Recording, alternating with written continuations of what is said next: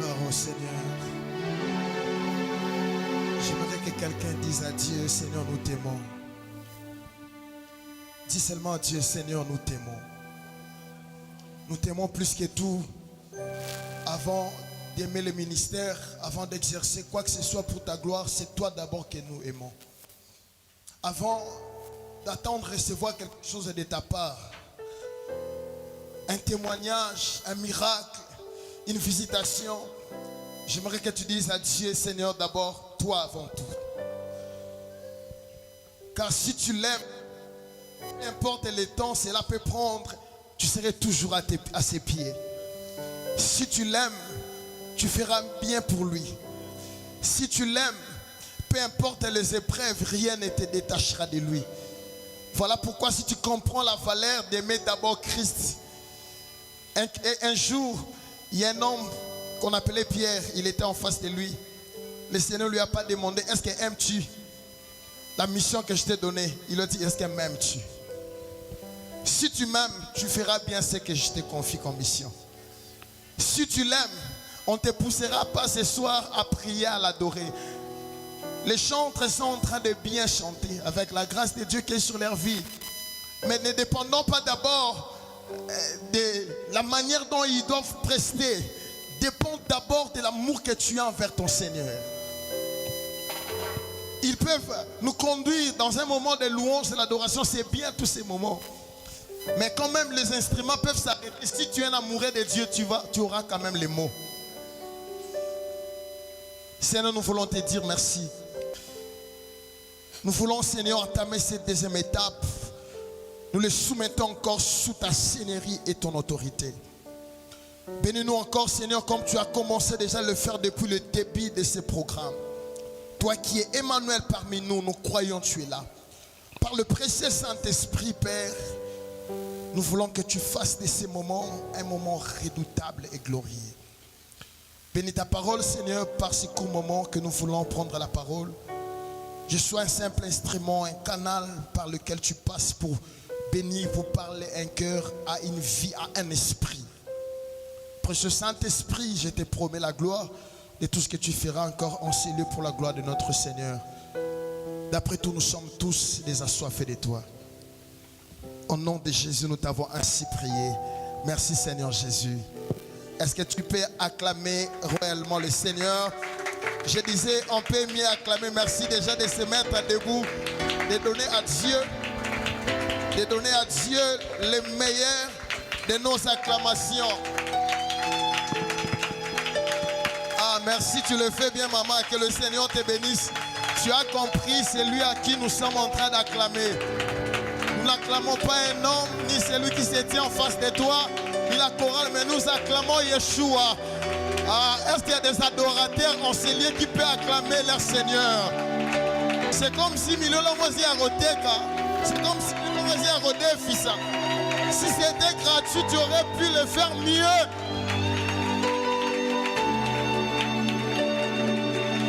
Alléluia. Alléluia. Que le Seigneur nous bénisse pour pouvoir reprendre place. J'ai peu de minutes et je voulais vraiment courir derrière les temps. J'ai aussi bénir le Seigneur pour la vie des organisateurs de ces programmes. Est-ce que tu peux acclamer le Seigneur pour leur vie? Et qui ont voulu être disposés à capter la pensée de Dieu et de les communiquer au peuple de Dieu. Ils sont une bénédiction pour nous. Alléluia. Alléluia.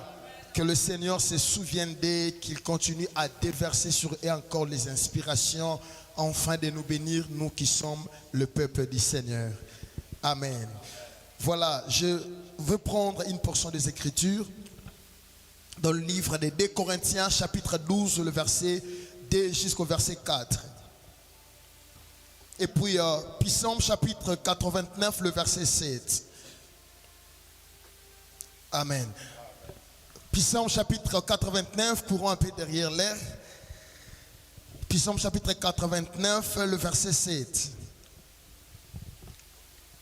Psaume 89, verset 7, je lis la parole du Seigneur. Amen.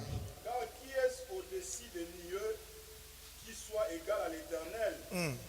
Qui est semblable à l'Éternel entre le Fils des forts? Continue. Ok, verset 8. Les dieux forceront extrêmement terribles dans les conseils secrets des saints.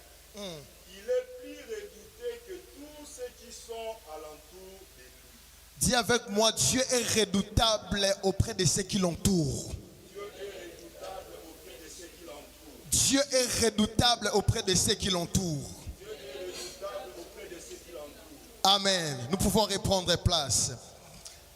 Que le Seigneur nous bénisse. Nous parlons d'un thème que le ciel et la terre ne s'effacent qu'un. Alléluia. Que le ciel et la terre s'effacent qu'un avec un programme dénommé Yada. Un moment de la reconnaissance de la divinité de Dieu. Un moment de la louange, de l'adoration où nous venons prosterner. Et notre manière de prosterner aujourd'hui, ça ne serait pas seulement une attitude physique que nous aurons à manifester devant Dieu. Mais tout ce qui est de nous aussi va prosterner. J'étais en train de dire que le problème qui te tourmente va prosterner aussi. Parce que si en toi, ce n'est pas seulement le nom que tu portes, mais tu es aussi porteur de quelques problèmes, d'une maladie, d'une situation. Alors que toi, tu vas prosterner, celui-là aussi doit prosterner. Alléluia. Yada. Alors le thème est que le ciel et la terre s'effacent qu'un. Le ciel et la terre s'effacent qu'un. Quand nous disons que le ciel et la terre doivent se faire qu'un, nous comprenons automatiquement que c'est deux mondes qui sont séparés. Alléluia. C'est deux mondes différents, avec leur manière de faire qui est différente, leurs principes, leur loi qui n'a rien à voir avec ce qui est sur la terre. Là-bas, il n'y a pas la nuit. Là-bas, il n'y a pas le temps. Il vit dans les olam. Il y a l'éternité. Alléluia. Dans les cieux, il n'y a pas le temps. Il n'y a pas la présence de la maladie. Il n'y a pas la présence de la souffrance. Il n'y a pas la présence des inquiétudes. Celui qui devrait tourmenter le ciel a été précipité sur la terre. Alléluia. Le lien est resté complètement parfait. Donc, quand nous regardons le ciel et la terre, il y a des mondes différents avec des réalités qui sont extrêmement différentes. L'apôtre Paul dit ceci: j'ai connu un homme qui a été ravi jusqu'au troisième cieux. Si c'était dans son corps, moi je ne le sais. Si c'était hors de son corps, je ne le sais. Mais ce que je sais, il y a un homme qui a été ravi jusqu'au troisième cieux. Et cet homme a écouté des choses qui n'est pas permis aux hommes d'exprimer. Il n'a pas parlé aux esprits. Il a dit qu'il n'est pas permis aux hommes à ne pas exprimer. Ce qui veut dire qu'il y a des réalités qui ne restent que là-bas. Il y a une vie qui n'est que pour les cieux. Il y a une manière de faire qui n'est limitée que pour les cieux. Cela n'est pas pour les hommes. Parce qu'il y a des mondes différents. Alléluia. Et il a été invité. Ce n'est pas qu'il est parti de lui-même. Il a été invité. Alléluia. Donc il a été considéré comme étant étranger de ces lieux-là. Et on lui a dit que ce que tu vois là, cela n'est pas permis aux hommes de l'exprimer et de le vivre. Est-ce que je suis en train de me faire comprendre? Et quand nous disons le ciel et la terre ne s'effacent qu'un, est-ce que nous sommes en train de contredire la pensée de Dieu qui a séparé les choses ou comment? Est-ce que cela est vivable? Est-ce que cela est possible? Est-ce que cela peut se faire? J'aimerais répondre plus loin à cette question, mais j'aimerais d'abord te dire aussi c'est vivable et cela est faisable. Alléluia. Cela est vivable et faisable. Quand le ciel et la terre c'est faux quand il y a une chose qui se passe, que la vie de l'homme devient aussi redoutable.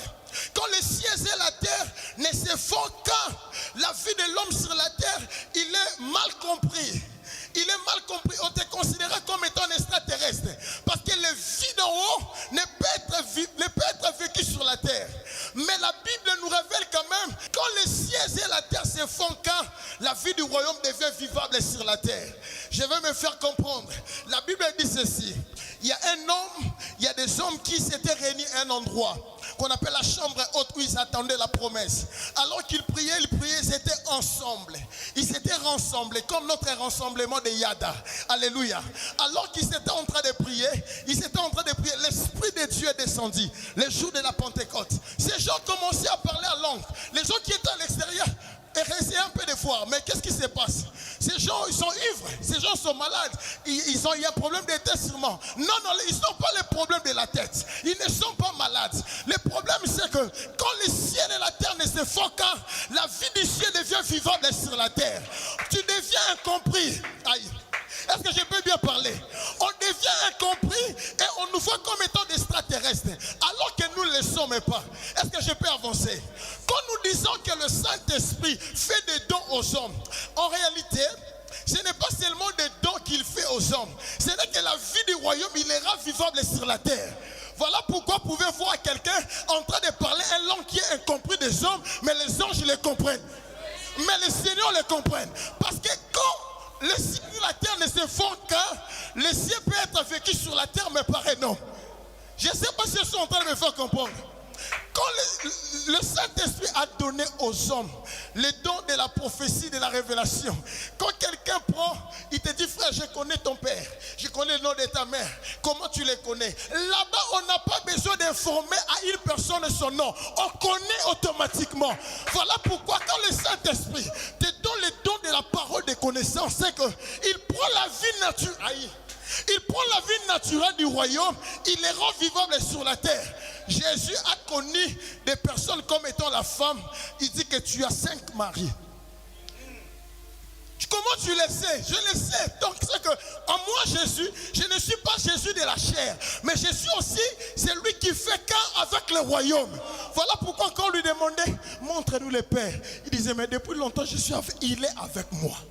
Il est avec moi. La vie du royaume peut être vivable, mais quand cela devient vivable, accepte d'être incompris. Quand le royaume fait qu'un sur la terre de la vie d'un homme, même l'adoration devient spontanée. Tu n'adores plus selon les mécanismes. Tu ne sais pas comment, mais il y a un répertoire qui coule. On ne nous a pas parlé comment est-ce que les anges adorent. Mais on nous a dit seulement, il disait Saint, Saint, Saint. Au-delà des Saint, Saint, il y a aussi une chorale des anges qui adorent. Qui me dira leur manière d'adorer? Ils ont des répertoires. Voilà pourquoi quand le ciel et la terre ne se font qu'un dans un homme, même ton adoration devient spontanée.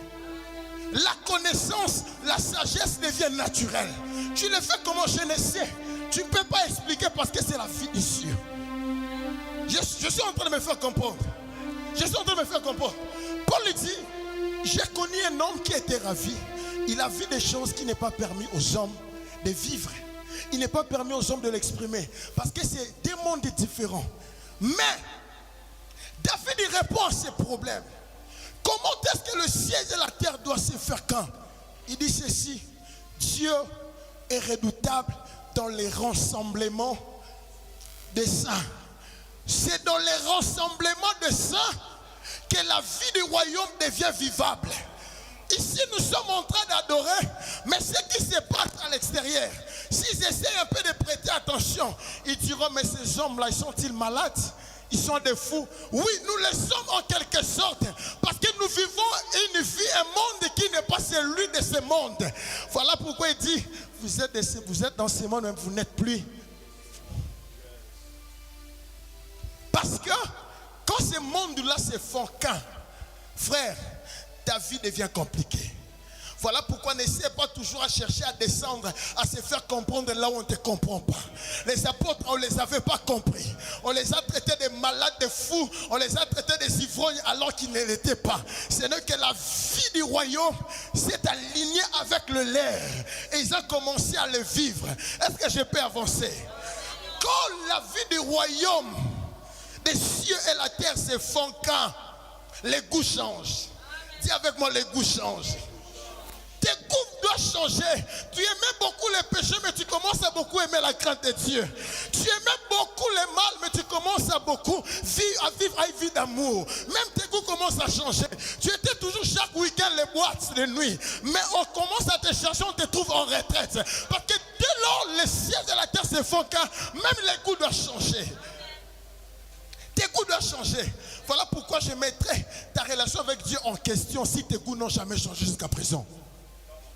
Si tu as toujours des goûts de la terre et que tu dis que tu vis avec le Seigneur, non, non, je ne te crois pas. Je ne te crois pas.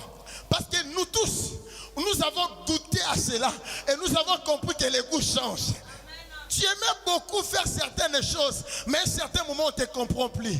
Mais yo comment parce que je ne vis pas seulement sur la terre. Ma vie s'est alignée avec un monde où le Père règne. Alors j'aimerais te dire, ce moment n'est pas seulement un moment où nous sommes là pour adorer. Dans les rassemblements de ça, la Bible dit que Dieu est redoutable.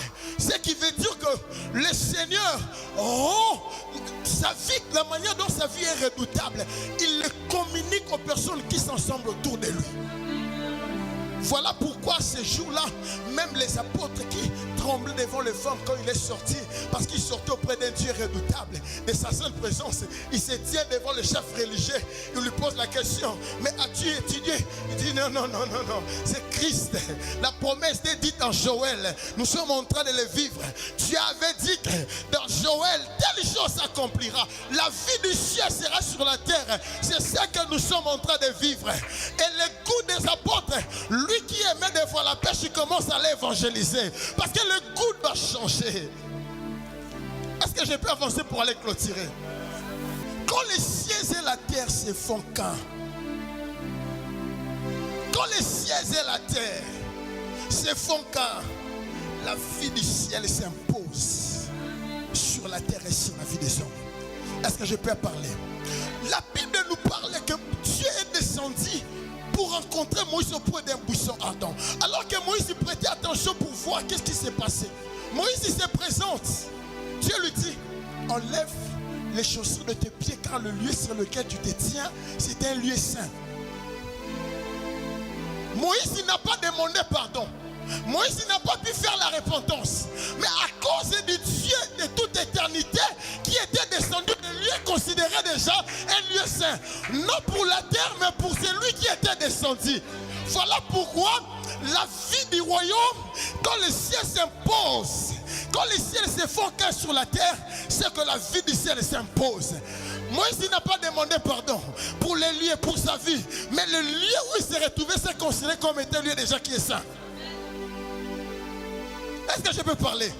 Voilà pourquoi il y a de ces lieux où Jésus posait la plante de ses pieds, les démons eux-mêmes commençaient à s'agiter. Mais si ils ont été précipités sur la terre, est-ce que vous me comprenez? Les démons ont été précipités sur la terre, les anges déchus. Donc la terre a été considérée un lieu où ils devraient habiter. Mais comment Jésus, à la présence de Jésus, ses esprits commençaient encore à crier, qu'y a-t-il entre toi et nous?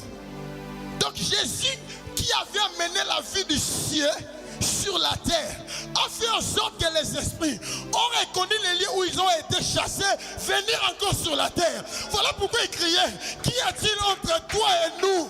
Qu'y a-t-il? Parce que là où le ciel se manifeste, il s'impose.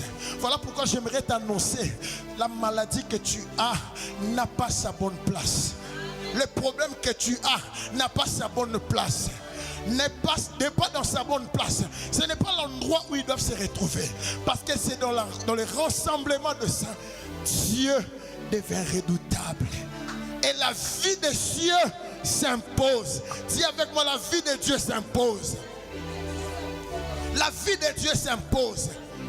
Où on t'avait annoncé, non, tu as une masse dans ton corps, on doit t'opérer. J'aimerais t'annoncer déjà, à cause de l'imposition de la vie de Dieu, tu ne sortiras pas ici avec cette maladie.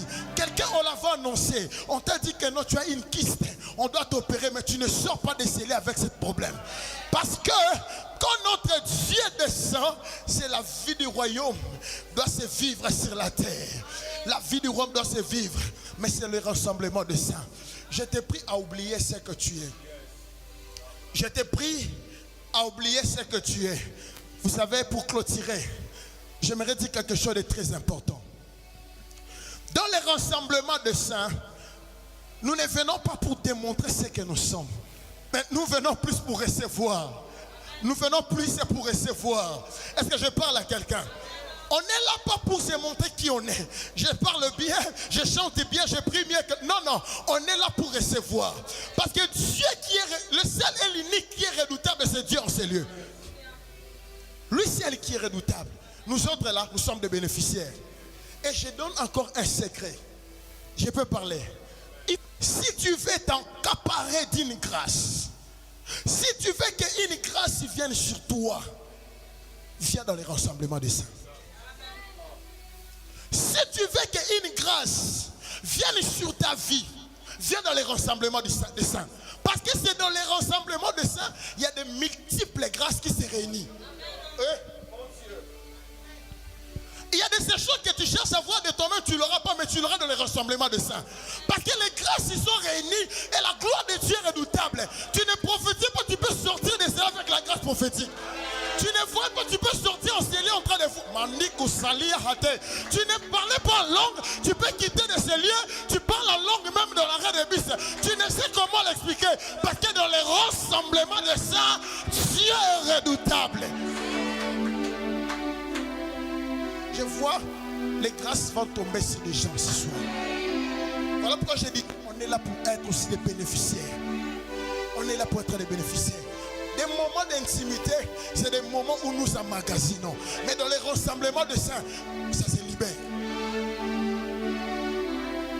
Hein, quelqu'un me comprend? Dans les rassemblements de saints, c'est pour libérer. Parce que l'unique, et c'est lui qui doit tous nous impacter tous, c'est le Seigneur. Acclame le Seigneur là où tu es. On a besoin de Jésus. Monduzi me karuva leha suteria. Kapanu savadi hantosh. Kero shapla dia hande. Korabasha katala braya hansu.